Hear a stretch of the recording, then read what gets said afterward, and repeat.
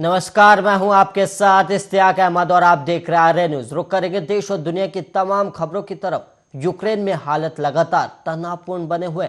भले ही रूस ने अपने कुछ सैनिकों को वापस बेस पर बुलाने का आदेश जारी किया है, लेकिन इसके बावजूद हालात अब तक सुधरे नहीं है। और इसे देखते हुए अब भारतीय दूतावास ने भी एक एडवाइजरी जारी की है, जिसमें बताया गया कि हम नजदीकी से हालात पर नजर बनाए हुए हैं। और यूक्रेन में भारतीय दूतावास की तरफ से कहा गया है कि हमें इस बात की जानकारी है कि कई भारतीय छात्र यूक्रेन में हैं और साथ ही सभी के परिजन उनके लिए काफी चिंतित हैं और सभी लोग भारत के लिए फ्लाइट्स का इंतजार कर रहे हैं और इसे लेकर जानकारी चाहते हैं। और इसके लिए तमाम एयरलाइंस और एविएशन अथॉरिटी से बात भी की जा रही है और कोशिश है कि यूक्रेन और भारत के बीच फ्लाइट्स की संख्या को बढ़ाया जाए। और भारतीय लोगों के लिए एम्बेसी की में भी कंट्रोल रूम तैयार किया गया और साथ ही विदेश मंत्रालय भी यूक्रेन में रहने वाले लोगों के परिवारों की चिंताओं को दूर करने की कोशिश में जुटा है और लोगों की हर तरह से मदद करने की कोशिश की जा रही है।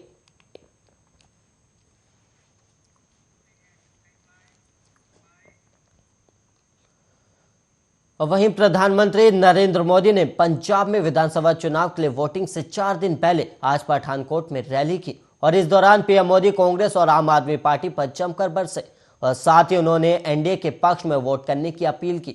और पीएम मोदी ने कहा कि कांग्रेस अगर ओरिजिनल है, दूसरी पार्टी उसकी फोटोकॉपी है। और उन्होंने कहा कि एक ने पंजाब को लूटा, दूसरी दिल्ली में एक के बाद एक घोटाले कर रही है। ये दोनों एक ही थाली के चट्टे बट्टे होने के बावजूद हैं और अब ये दोनों पार्टियां मिलकर नूरा कुश्ती कर रहे हैं। और सच्चाई ये है कि कांग्रेस अगर ओरिजिनल है और दूसरी पार्टी उसकी फोटोकॉपी है। और पीएम मोदी ने आगे कहा कि कांग्रेस की करतूतों का साथ देने के लिए अब उन्हें पार्टनर इन क्राइम भी मिल गया है और एक ने पंजाब के युवाओं को नशे के जाल में धकेला और दूसरी पार्टी दिल्ली के युवाओं को शराब का लत बना रही है। और एक ने पंजाब को लूटा, दूसरी दिल्ली में एक के बाद एक घोटाले कर रही है।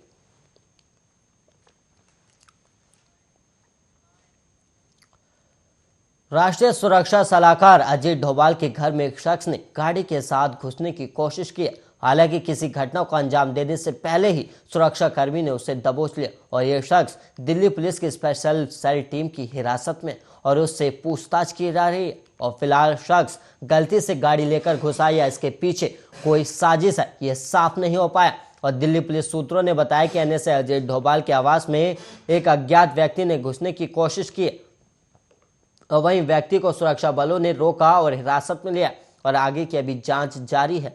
और वहीं पुलिस का यह भी कहना है कि प्राथमिक जांच के अनुसार वो व्यक्ति मानसिक रूप से विकलांग है और व्यक्ति किराए की कार चला रहा था। इसके अलावा आपको बता दें कि अजीत डोभाल को भारत का जेम्स बॉन्ड भी कहा जाता है और वो आतंकी संगठनों के निशाने पर भी रहते हैं। और पिछले साल आतंकी संगठन जैश ए मोहम्मद ने अजीत डोभाल के घर और दफ्तर की रैकी की थी और ये खुलासा खुद जैश के आतंकी हिदायतुल्लाह ने किया था और जिसे जम्मू कश्मीर पुलिस ने गिरफ्तार भी किया है। और वहीं उरी और बालाकोट में भारतीय स्ट्राइक के बाद से ही लगातार पाकिस्तानी आतंकी गुट अजीत डोभाल के खिलाफ साजिश रच रहे हैं।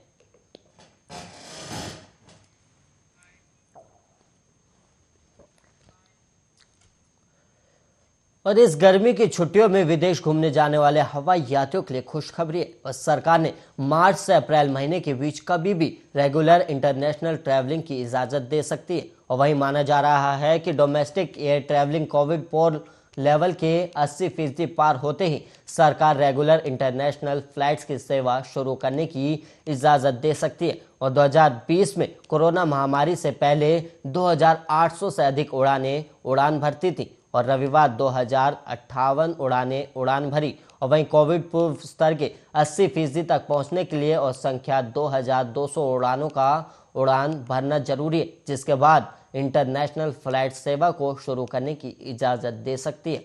और वहीं इससे पहले सरकार ने 15 दिसंबर 2021 से UK, France, Germany, Netherlands, Finland, South Africa, Brazil, चीन, मॉरिशस, सिंगापुर, बांग्लादेश, बोत्सवाना और जिम्बाब्वे समेत 14 देशों को छोड़कर बाकी देशों के लिए रेगुलर इंटरनेशनल फ्लाइट्स ऑपरेशन की शुरुआत करने जा रही थी।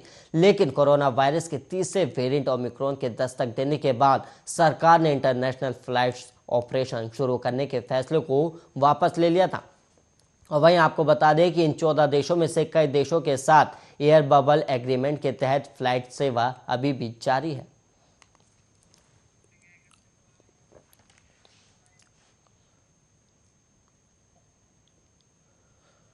दिल्ली हाईकोर्ट से रियल एस्टेट कारोबारी अंसल बंधुओं को झटका लगा है और हाईकोर्ट ने सुशील और गोपाल अंसल की तरफ से साक्ष्य छेड़छाड़ केस में सुनवाई की गई और वहीं 7 साल की सजा को निलंबित करने की याचिका को खारिज कर दिया है।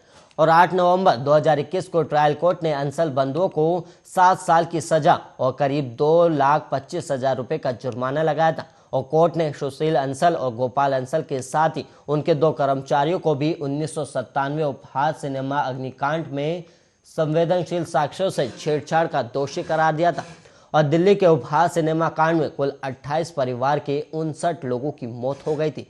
और इस मामले की गंभीरता को देखते हुए केंद्रीय जांच एजेंसी सीबीआई को जांच का जिम्मा सौंपा गया था। और वहीं 15 नवंबर 1997 को सीबीआई ने इस केस में 16 लोगों को आरोपी बनाते हुए चार्जशीट फाइल किया था, जिसमें उपहार सिनेमा के मालिक गोपाल अंसल और सुशील अंसल के नाम भी शामिल थे।